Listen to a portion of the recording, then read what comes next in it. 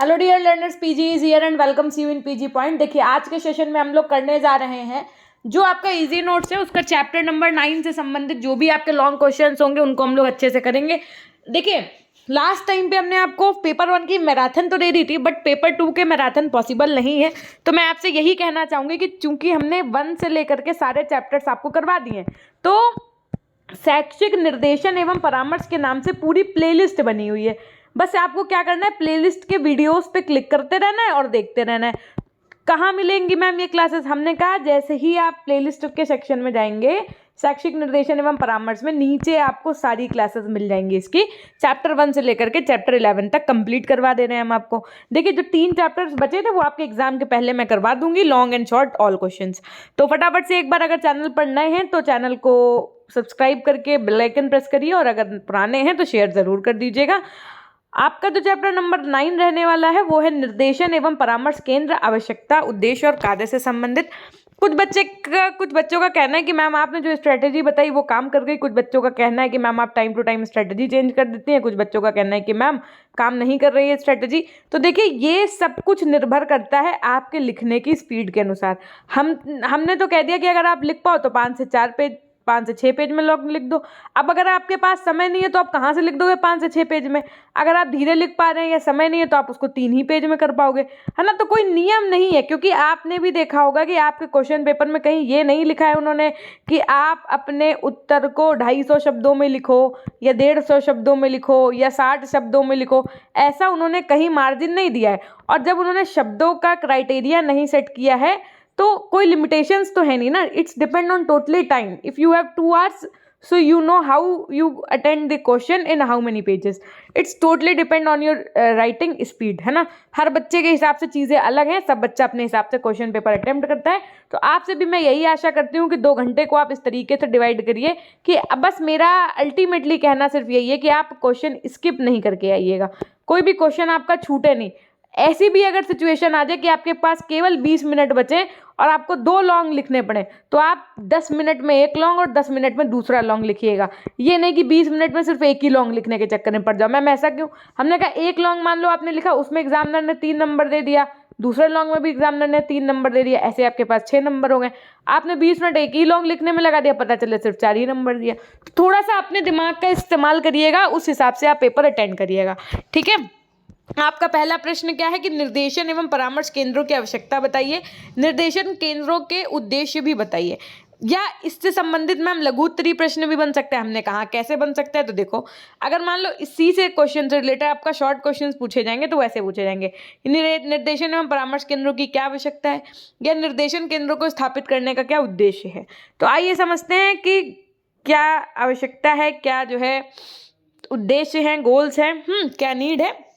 जैसा कि आप सभी को पता है, स्टेनले हॉल ने कहा है, क्या कहा है मैम? हमने कहा किशोरावस्था कब से कब तक की होती है? 12 से 18 वर्ष, कुछ लोगों का मानना था 13 से 19 वर्ष, ठीक। तो ये इसको संघर्ष व तूफान की अवस्था भी कहा जाता है। सबको पता है, ये बात कही स्टेनले हॉल ने थी। किशोरावस्था में भाई बालक की अभिवृद्धि एवं विकास विशिष्ट प्रकार का हो जाता है। किशोरावस्था में बालकों की जो आवश्यकताएं और जो समस्याएं होती हैं, इनकी विभिन्न प्रकार की ये होती हैं, जैसे शारीरिक, मानसिक, सामाजिक, व्यवसायिक, संवेगात्मक तथा शैक्षिक समस्याएं आती हैं इनके जीवन में। और इन समस्याओं को पहचान कर प्रभावशाली ढंग से समाधान किया जाए, तभी शिक्षा संस्था में गुणवत्ता में सुधार लाया जा सकता है। कहने का आशय ये है कि जब देखियो, जब बच्चा किशोरावस्था में होता है ना, आपके घर में भी अगर आपका कोई भाई बहन किशोरावस्था में है तो आप देखिए उसके अंदर कितने परिवर्तन आते हैं। तभी इसको तनाव तूफान की आवश्यकता कहा गया है। देखिए, पेरेंट्स कोई बात समझाएंगे तो उनको लगेगा गलत है, दोस्त वही बात समझा देंगे, उनको लगेगा यही दुनिया का सर्वमान सत्य है ना। तो ऐसी अवस्था में बच्चों को गाइडेंस और काउंसलिंग, निर्देशन और परामर्श की आवश्यकता पड़ती है। तो आइए समझते हैं किस प्रकार के केंद्र होते हैं, कैसे क्या चीज़ें होती हैं। राष्ट्र के विकास में तकनीकी के छात्रों का महत्वपूर्ण योगदान है। भैया सीधी सी बात है, टेक्नोलॉजी का बहुत बड़ा योगदान है आज के हमारी शिक्षा के क्षेत्र में। तकनीकी के छात्रों को प्रशिक्षण देकर उनके ज्ञान एवं कौशलों का विकास किया जाता है, जिससे तकनीकी विशेषज्ञों में गुणवत्ता लाई जाती है। छात्रों के गुणों के विकास करके उनका मानवीय शक्ति के रूप में समुचित उपयोग किया जाता है। किशोरावस्था में बालकों के व्यवहार में परिवर्तन शीघ्रता से होता है ना। बच्चे का जो बिहेवियर होता है वो बहुत जल्दी क्या हो रहा होता है, चेंज हो रहा होता है। तो जो ये एज होती है, जो ये अवस्था होती है, इसमें बालक की जो प्रॉब्लम्स होती हैं, जो समस्याएं होती हैं, वो भी डिफरेंट डिफरेंट टाइप्स की होती हैं, है ना। किसी को, अब आप समझ लीजिए इसी अवस्था में अगर किसी बच्चे को किसी बच्ची से या किसी बच्ची को बच्चे से प्रेम हो गया, तो अब वो प्रेम में इतना ज़्यादा खोया हुआ होता है कि उसका जो पढ़ाई के प्रति रुझान है, खाने पीने के प्रति रुझान है, घर वालों के संग टाइम ना देना, सिर्फ एक ही व्यक्ति की याद में खो रहना, तो ये सब चीज़ें इसी अवस्था में वैसे चलती हैं। अब तो इसमें क्या होता है, बच्चे के साथ शिक्षा संबंधी समस्याएं भी आती हैं। बच्चों के रुपए की उस समय कमी हो रही होती है, भाई हम कलर बार की लिपस्टिक की डिमांड करेंगे तो उसके लिए रुपए भी तो होने चाहिए ना। तो व्यवसाय संबंधी समस्याएं, भविष्य में अब बच्चा मान लो उसी समय उसका ब्रेकअप भी हो गया, हम एग्जाम्पल बेटा ये इसलिए दे रहे हैं ताकि आप लोगों को चीज़ें याद रहें कि हाँ मैम ने ये समझाया था इस तरीके से, तो समझो बात को, कोई सीरियस नहीं लेगा इस बात को, है ना, कि आप अपने पास्ट में चले जाओ, बीएड का पेपर खराब कराओ, just part of joke only, ताकि चीज़ें समझ में आए, इसलिए मैं ऐसा कह रही हूँ। देखो कि अब मान लो उसी समय उसका ब्रेकअप हो गया, तो अब उस समय भाई 3-4 साल तो वो अपने इसमें बर्बाद कर चुका है, अब उसको चिंता होती है कि यार हमने तो पढ़ा नहीं, अब हमारा भविष्य क्या होगा। तो भविष्य से संबंधित समस्याएं, इन सब का सामना बच्चा इन स्थितियों में करता है, और इन्हीं समस्याओं के समाधान के लिए फिर उसको ज़रूरत पड़ती है किसकी, निर्देशन एवं परामर्श केंद्रों की आवश्यकता पड़ती है। यही बात समझो कि दिन का भूला अगर शाम को घर लौटा है तो उसके भूला नहीं कहते हैं। क्यों? प्रत्येक छात्र अपनी समस्या होती है। अब देखो यही नहीं है कि सिर्फ यही समस्या है, इसी समय बच्चों को घर में भी बहुत प्रॉब्लम्स होती। पापा ने डांट दिया, उनको बहुत बुरा लगेगा, मम्मी ने इनको कुछ कह दिया, इनको बहुत बुरा लगेगा। ये सोचते हैं कि क्या मैं अपनी जान दे दूं, मैं ये कर लूं, मैं वो कर लूं। फलाने के बच्चों को देखो, उसको तो हर 15 दिन में एक पिक्चर दिखाई जाती है, आपने हमको आज तक कोई मूवी दिखाई, कोई पीवीआर लेके गए, है ना। मतलब हर एक छात्र की अपनी समस्याएं होती हैं इस एज में, और इन्हीं समस्याओं के साथ छात्र विद्यालय जाता है। ये निर्देशन केंद्र छात्रों की समस्याओं को सुनकर उनका मार्गदर्शन करते हैं, जिससे छात्रों में अपेक्षित गुणों का विकास होता है और उनकी समस्याओं का समाधान में क्या होती है, सहायता मिलती है। विद्यालयों में छात्रों की संख्या को देखते हुए प्रत्येक छात्र की समस्या का समाधान करना संभव तो नहीं लगता है, इसलिए कहा जाता है कि इन केंद्रों की आवश्यकता प्रत्येक विद्यालय में है। अतः छात्रों के विकास के लिए इन केंद्रों के योगदान की भी आवश्यकता है। निर्देशन एवं परामर्श सेवाएं विद्यालय जीवन से जुड़ी हुई हैं। छात्रों के विकास और समस्याओं के समाधान की दृष्टि से निर्देशन एवं परामर्श सेवाओं का सहयोग एवं सहायता आवश्यक होती है। निर्देशन केंद्रों के उद्देश्य की अगर मैं बात करूं, ऑब्जेक्टिव्स ऑफ गाइडेंस सेंटर्स की बात करूं, तो सबसे पहला जो इनका एक उद्देश्य होता है, जो गोल होता है, जो एम होता है गाइडेंस सेंटर का, वो होता है कि बच्चों को एजुकेशनल गाइडेंस देना, शैक्षिक निर्देशन देना। अब जैसे मान लो किसी बच्चे का क्या है कि जॉब करने का मन नहीं है, पापा ने उससे कहा है कि तुमको आगे चल के बिजनेस में बैठता है, लेकिन ऐसा तो नहीं है कि उसको बिना पढ़ाई बिजनेस में बैठा देंगे। तो इससे संबंधित उसको चीज़ें बताना कि बेटा अगर आपको बिजनेस ही करना है तो आप बीकॉम कर लीजिए, है ना, आप बीबीए कर लीजिए, बैचलर्स इन बिजनेस एडमिनिस्ट्रेशन जैसा कोर्स, तो आपको और नॉलेज होगी। उसके बाद में उसको, जैसे मान लो किसी को टेक्नोलॉजी में बहुत ज़्यादा इंटरेस्ट है लेकिन वो ये नहीं समझ पा रहे कि उसको कौन सा कोर्स करना है, तो उससे संबंधित उसको निर्देशन देना, गाइड करना। अच्छा, हम लोगों के टाइम पे क्या था, आप लोगों के टाइम पे क्या था कि हमारे पता चले ताऊजी ने इंजीनियरिंग की है, बस जैसे मान लो कोई एक बच्चा घर का, समझना बात को, बीटेक करके आज कोई बहुत अच्छी जगह पे है, तो घर के जितने बच्चे होते थे उनको यही राय दी जाती थी, उनको यही गाइडेंस दी जाती थी कि देखो चाचू ने बीटेक किया है और आज जितना सफल हैं, तो ऐसा करो कि तुम लोग भी बीटेक कर लो, है ना। अब उसके बाद में क्या हुआ, जब आप लोगों की जनरेशन आई तो टीचर्स जो होते थे स्कूल में, हम लोग उनसे अपनी बातें शेयर करते थे कि सर हमारा एरिया ऑफ इंटरेस्ट ये है, ये टीचर को खुद ही पता होता था, तो वो बताया करते थे कि आप ये कोर्स कर लो, एक ये कोर्स कर लो। जैसे हमारे टाइम पे अगर हम आपको अपनी बात शेयर करें व्यक्तिगत, तो हमारे टाइम पे हमको जो सजेशंस मिलते थे वो ये मिलते थे कि आप ना जर्नलिस्ट का कोर्स कर लो। लिटरली मेरा मन भी था, लेकिन वो होती ना कुछ परिस्थितियां विषम होने के कारण मैं नहीं कर पाई, हालांकि वो एक अल्टरनेट फैक्टर हो गया, इससे संबंधित था तो मैंने आपसे शेयर किया। तो बात है कि अब ये चीज़ें नहीं है। अब आपको अगर अपना गाइडेंस लेनी है तो आप इसके लिए सेंटर्स में जाइए, ऑनलाइन काउंसलिंग कराइए, आपको पता चल जाएगा कि आपके एरिया ऑफ इंटरेस्ट, आपसे वो सामने वाला कुछ प्रश्न पूछेगा, उन प्रश्न के आधार पर जो भी आपके जीवन के लिए अच्छे ऑप्शंस होंगे वो आपको बताएगा। तो इसी तरीके से शैक्षिक निर्देशन देने से संबंधित अगर हम आपको बातें बताएं तो मानसिक दृष्टि से बालक विभिन्न प्रकार के होते हैं, विशिष्ट बालक, प्रतिभाशाली बालक, सृजनात्मक बालक। शैक्षिक निर्देशन द्वारा इन बालकों की पहचान कर उनकी आवश्यकताओं के अनुरूप विकास करना, बालकों की अधिगम संबंधी समस्याओं उपचारात्मक निदान करना और उचित अनुदेशन देकर साधनों की व्यवस्था करना। यानी कि अगर बच्चे को लर्निंग में कोई प्रॉब्लम आ रही है, चीज़ें सीखने में दिक्कत आ रही है, तो उससे संबंधित जो भी समस्याएं हैं उनका उपचार बताना। छात्रों की शैक्षिक समस्याओं को दूर कर उनको प्रगति की ओर अग्रसर करना। साथ में बच्चे को सीखने संबंधी समस्याओं को दूर कर क्षमताओं का विकास करना। छात्रों को शिक्षा प्रशिक्षण आदि के संबंध में सूचना देना और सहायता प्रदान करना। इसी के साथ में व्यवसायिक निर्देशन देना भी आपका क्या है, गाइडेंस का काम है। गाइडेंस का क्या है, गोल है आपका, निर्देशन का क्या है, उद्देश्य है। क्या है उद्देश्य? व्यवसायिक निर्देशन देना। मतलब हमने कहा मतलब कि रोजगार संबंधी अवसर सूचना एकत्रित करना, छात्रों को रोजगार या व्यवसाय का चुनाव करने में सहायता करना, स्वयं रोजगार प्राप्त करने हेतु छात्र को सूचनाओं में सहायता करना। उसके बाद में व्यक्तिगत एवं सामाजिक निर्देशन देना। मैम ये कैसा होता है? हमने कहा इसके अंतर्गत छात्रों को व्यक्तियों व समाज के समायोजन करने में जो समस्याएं होती हैं उन्हें पहचानना और उनके समाधान में सहायता प्रदान करना। साथ में छात्रों की अच्छी आदतों, कार्यों, व्यवहारों तथा मूल्यों को समुचित विकास करना। छात्रों के में पारस्परिक अच्छे संबंध का विकास करना। छात्रों के अवकाश या खाली समय का सदुपयोग करने की प्रवृत्ति का विकास करना और मानसिक स्वास्थ्य को बनाए रखने में सहायता करना। भारत में निर्देशन एवं परामर्श की समस्याओं का उल्लेख कीजिए। अगर अब देखो ये आपका प्रश्न संख्या 2 है, क्या कि भारत में निर्देशन एवं परामर्श की समस्याओं का उल्लेख करो। अपने इंडिया में गाइडेंस और काउंसलिंग एक तरीके से संबंधित जो भी प्रॉब्लम्स आती हैं वो क्या होती हैं, आइए समझते हैं।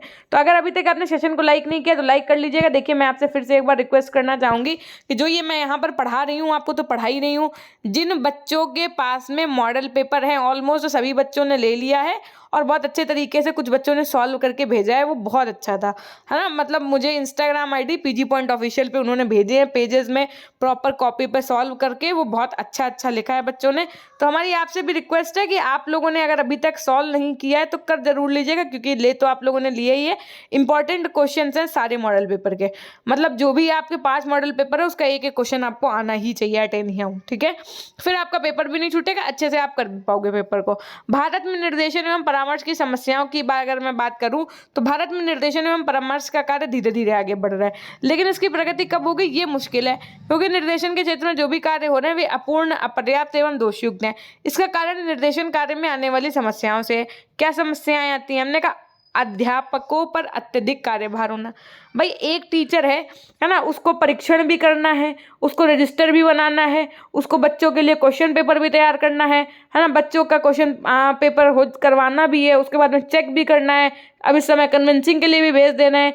तो अगर यही सब चीज़ें चलेंगी, इतने सारे काम होंगे, तो इसके साथ यदि अध्यापक पर निर्देशन का कार्य भी अगर आप सौंपेंगे तो वो संभव नहीं है। गाइडेंस के नाम पे वो बच्चों को कुछ नहीं मदद कर पाएगा। क्यों?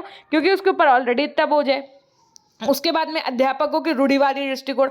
अब जैसे कुछ मान लो पुराने समय के टीचर हैं जिनको तकनीकी का ज्ञान नहीं है, लेकिन वो क्या है कि जो अपने ज़माने में उन्होंने पॉलीटेक्निक किया था तो यही बताएंगे कि पॉलीटेक्निक सबसे बढ़िया चीज़ है, वही उसी में सबसे ज़्यादा स्कोप है, और बने हैं आज टीचर हैं। तो अब आप कुछ ऐसे होते हैं जिनका दृष्टिकोण ही रूढ़िवादी होता है। मतलब देखो हमारे देश में अधिकांश व्यक्ति कुछ भी नया करने से डरते हैं और पुराने ढर्रे का पर ही कार्य किया करते हैं। वो अब जैसे कि नई टेक्नोलॉजी जो है उस पर काम नहीं करेंगे, वो सोचेंगे अगर हमारी जॉब चली गई तो इसके परिणाम स्वरूप वे नए व रचनात्मक कार्यों को उत्साहपूर्वक सीख भी नहीं पाते हैं और प्रशिक्षण प्राप्त करने के पश्चात भी उनके शिक्षण में कोई भी नयापन नहीं आता है। एक बात हम आपको बता दें, अगर आप रोज कुछ नया नहीं सीखेंगे तो आप जमाने से बहुत पीछे रह जाएंगे। इसी कारण हमारे देश में निर्देशन कार्य इस क्षेत्र में प्रगति नहीं कर पा रहा है। वहीं आप अमेरिका वगैरह में देखिए कितने अच्छे से चीज़ें होती हैं। अशिक्षित एवं रूढ़िवादी अभिभावक भी होते हैं। जो हमारे पापा लोग, जो हमारे मम्मा लोग, जो हमारे दादी बाबा लोग होते हैं, अगर उन्होंने अपने ज़माने में किसी ने भैया BA करके UPSC पास किया था तो वो कहेंगे ऐसा करो BA कर लो और IAS बन जाओ, है ना, IAS की तैयारी कर लो। या वो कहेंगे ऐसा करो हमने अपने ज़माने में B.Ed किया था एक साल, तुम्हारे ज़माने में 2 साल का बीड़ो रे दादा हमारे ज़माने में बिट्टो दीदी ना है 1 साल में या B.Ed कर लेना, वही साल है भीतर उनकी नौकरी लग गई। इस तरीके की बातें आपके सामने रखी जाएंगी, लेकिन आपको इन चक्करों में नहीं पड़ना है। अगर आपको कुछ ऐसा कोर्स करने का मन है जो स्किलफुल है तो बिल्कुल आप करिए। अगर आप देखो लाइफ एक ही बार मिली है, ठीक है, अगर थोड़ा बहुत लड़ झगड़ के आपको अपने मन का करने को मिल जाए तो मैं कहूँगी बिल्कुल करिए। नहीं, हम ये नहीं कहेंगे कि आप अगेंस्ट में जा करके शादी कर लो, ये सब नहीं बता रहे हैं। हम आपको पढ़ाई से संबंधित बातें बता रहे हैं कि मैम की वीडियो दिखा दो घर पे, लो मैम ने भड़काया है, पता चले कल को पुलिस वाले आ गए तो हमको उठा लेंगे। भाई मैं ये बात इस वीडियो में पहले ही बोल रही हूँ, मैं बच्चों को भड़का नहीं रही हूँ। कहने का आशय सिर्फ यही है कि मान लीजिए आपको एक शिक्षक बनने का मन है तो आप बिल्कुल बीएड करिए। थोड़ा सा घर पे एक पहले प्यार से समझाइए, नहीं मान रहे हैं तो थोड़ा सा ड्रामा कर लो कि नहीं खाना खाएंगे, हमको बीएड करना है, हमको टीचर बनना है, बस अब खा लो चुपचाप से, बस कह दो कि नहीं खाया, समझ गए। बाकी इतना दिखावा नहीं करना। आजकल के पेरेंट्स इतने अच्छे होते हैं कि मान जाते हैं सब। अब देखो कुछ ऐसे भी पेरेंट्स होते हैं कि जो क्या करते हैं, बच्चे को बाहर पढ़ने नहीं भेजते हैं। उनको लगता है कि जो जितने भी बाहर ये हैवान हैं वो सब हमारे बच्चे के लिए बैठे हैं, हमारे ही बच्चे को लूटने के लिए बैठे हैं, खाने के लिए बैठे हैं, जबकि ऐसा नहीं है। कहते हैं अगर आप अपने आप से सही हैं तो आपको कोई हानि नहीं पहुंचा सकता, लेकिन फिर भी थोड़ा सा गर्ल्स के लिए अनसेफ होता है। अब इसका मतलब ये तो है नहीं कि आप घर से बाहर नहीं निकलेंगे या पेरेंट्स भेजेंगे नहीं। तो अशिक्षित और रूढ़िवादी अभिभावकों के पीछे भी निर्देशन में कहीं ना कहीं दिक्कत आती है। साथ में प्रशिक्षित अध्यापक का अभाव रहता है। जो आजकल, अब जैसे कोविड ना आया होता तो क्या इतने टीचर्स को टेक्नोलॉजी का ज्ञान होता? क्या जूम पे मीटिंग्स और क्लासेस सब हो रही होती? नहीं हो रही होती। क्या इतना ज़्यादा ऑनलाइन एजुकेशन का स्कोप आता? नहीं आता, है ना। विद्यालयों में बढ़ती हुई जनसंख्या, देखो अगर मान लो 10 बच्चे हों तो हम उनको पढ़ा भी सकते हैं, व्यक्तिगत निर्देशन भी दे सकते हैं। अब पता चले एक कक्षा में 60 बच्चे हैं, वो कह रहे हैं हमको घर में समस्या है, वो कह रहे हैं कि हमको पढ़ने में समस्या है, वो कह रहे हैं कि हमारे पापा कहते हैं दुकान बैठो। अब सबकी अलग अलग समस्याएं हैं। या तो एक जो अध्यापक है वो क्लास में पढ़ा ले, या तो वो व्यक्तिगत निर्देशन दे ले। तो इस तरीके की भी समस्याएं आती हैं। विद्यालयों की दयनीय आर्थिक स्थिति, ये एक बहुत बड़ा फैक्टर है जो निर्देशन में समस्या उत्पन्न करता है कि हमारे विद्यालयों की आर्थिक स्थिति बहुत ही शोचनीय है। इसलिए अधिकांश सरकारी विद्यालयों में आवश्यक संसाधनों की व्यवस्था नहीं हो पाती है। इनमें से कुछ विद्यालय तो ऐसे हैं जो अपने शिक्षक को वेतन भी सही समय पर नहीं दे पाते हैं। ऐसी स्थिति में विद्यालयों में निर्देशन का व्यय कैसे सहन किया जा सकता है। हमारे देश में विद्यालयों की दयनीय आर्थिक स्थिति भी निर्देशन प्रगति में कठिनाई पैदा करती है। साधनों का अभाव होना, व्यावसायिक सूचना के संकलन तथा विश्लेषण हेतु संगठन व्यवस्था का अभाव होना, प्रमाणीकृत परीक्षणों का अभाव होना, इसके साथ साथ शिक्षा एवं निर्देशन के क्षेत्र में शोध कार्य का अभाव होना, बेकारी एवं अवसरों का अभाव होना, जाति व्यवस्था, एक राष्ट्र भाषा का अभाव होना, व्यक्तियों के जीवन यापन के स्तरों में विषमताएं होना, ये सब आपके जो शैक्षिक निर्देशन है इसमें बाधाएं उत्पन्न करते हैं। इस तरीके से आपका ये दोनों क्वेश्चन आपके यहाँ से कंप्लीट हो जाते हैं कि भारत में निर्देशन और परामर्श में क्या क्या समस्याएं आती। अब जैसे मान लो प्रश्न आ गया कि निर्देशन क्या है तथा उससे संबंधित परिभाषाएं या ऐसा करके आ गया, तो आप तब भी उसके अंदर अगर लॉन्ग में आए तो हेडिंग डाल सकते हो कि निर्देशन, भारत में निर्देशन में आने वाली समस्याएं, है ना, निर्देशन से होने वाले फायदे। इस तरीके से आप अपने आप से हेडिंग्स बना करके लिख सकते हैं। ठीक है, जितना ज़्यादा आप अच्छे से पढ़ेंगे उतना अच्छा लिख सकते हैं। अब देखिए इस चैप्टर के जो भी शॉर्ट क्वेश्चन हैं वो हमको नेक्स्ट वीडियो के लिए रखते हैं, करवाएंगे। तब तक के लिए अपना ध्यान रखिएगा। फटाफट से सेशन को लाइक करके चैनल को सब्सक्राइब कर दीजिएगा। हमारी Instagram ID PG Point Official के नाम से। अगर आपको किसी भी प्रकार की कोई समस्या है तो अपनी संदेह में वहाँ मैसेज करिए, हम आपको देर से रिप्लाई करें, जब भी देखेंगे तो कर देंगे। उसके अलावा आप PG Point के नाम से जो ऐप है वो इंस्टॉल करिए, वहाँ E-Notes के सेक्शन में जाइए, जो भी मॉडल पेपर्स हैं वो आप सॉल्व करिए। मॉडल पेपर्स के नाम पर हमने 1+1 यानी कि पहला model paper number 1, model paper number 2 YouTube पे सॉल्व करवा दिया है। बाकी 3, 4, 5, 3 वाला मैं लास्ट मोमेंट पे करवा दूंगी। 4 और 5 आप अपने आप से करके हमें भेज भी सकते हैं या आप उनकी प्रैक्टिस अपने एंड से भी कर सकते हैं। ये थी एक छोटी सी जानकारी। सेशन को ज़्यादा से ज़्यादा शेयर करिएगा, आशा ही नहीं अभी तो विश्वास है। मिलते हैं हम आपसे नेक्स्ट क्लास के माध्यम से। तब तक के लिए अपना ध्यान रखिएगा, हमेशा खुश रहिए, मुस्कुराते रहिए, कभी अपने लिए तो कभी अपनों के लिए। Till then take care, bye bye, love you all, love you my dear class.